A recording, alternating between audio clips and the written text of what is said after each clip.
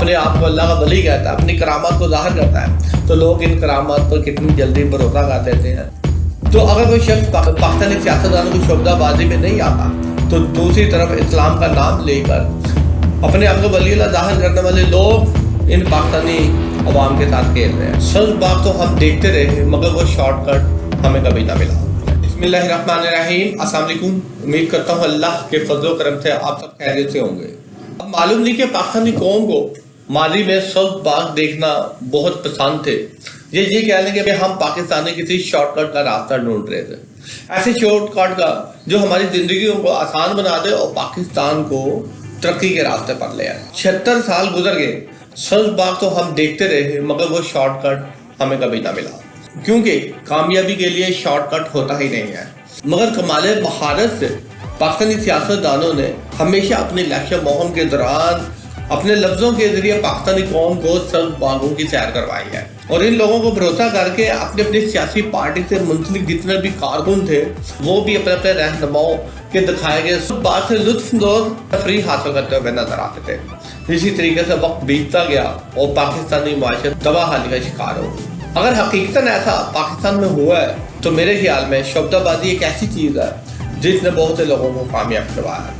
आपको बहुत से शोबदाबाज सियासतदान भी मिल जाते हैं, तो वहाँ पर बहुत से ऐसे लोग आपको मिल जाते हैं जो इस्लाम का नाम लेकर या किसी बहुत मशहूर वली या वली के नाम का सहारा लेकर अपने आप को मुजावत ज़ाहिर करके शोबदाबाजी करके पाकिस्तानी अवाम के जज्बात और एहसास से खेल रहा है। और आज इलेक्शन मुहिम के दौरान पाकिस्तान की माजी में रहने वाली दो मकबूल तरीन सियासी जमातों के चेयरमैन अपनी इलेक्शन मुहिम के दौरान इस मुल्क को तरक्की के रास्ते पर लाने के लिए बुलंदोबाग दावे कर रहे हैं, अपने अपने मंशूर जाहिर कर रहे हैं और अवाम को ये यकीन दिलाने की कोशिश कर रहे हैं कि अगर ये अवाम उनको मौका देगी तो वो लाजमी इनको कुछ ना कुछ करेंगे। मगर 76 साल के बाद ये देखने को मिल रहा है कि पाकिस्तानी कौम की अक्सरियत दिखाए गए सब बात पर यकीन करने को तैयार नहीं है।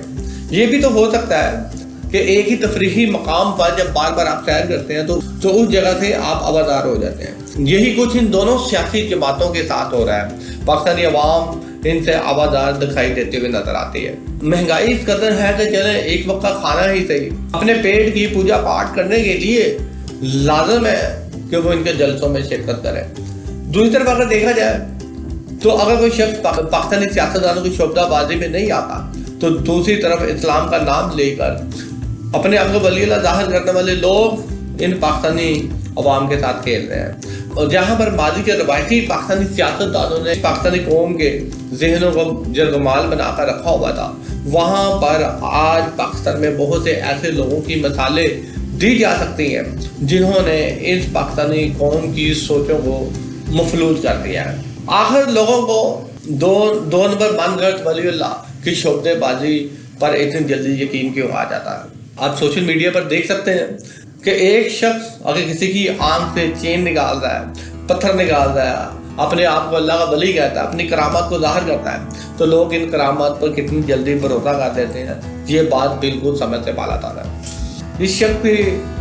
इसकी शख्सियत पर हम कभी बाद में बात करेंगे, लेकिन आज सारी गुफ्तगू में मैं जिस चीज़ को उजागर करना चाहता हूँ वो ये है, पाकिस्तानी सियासतदानों ने इस कौम के जहनों को मफलूज सिर्फ और सिर्फ इस तरह से मुजीर कमाल सिर्फ इस तरह से किया कि तालीम को आम ना किया। ख्वानदगी की शरह 100% 76 साल के बाद आज भी नहीं है।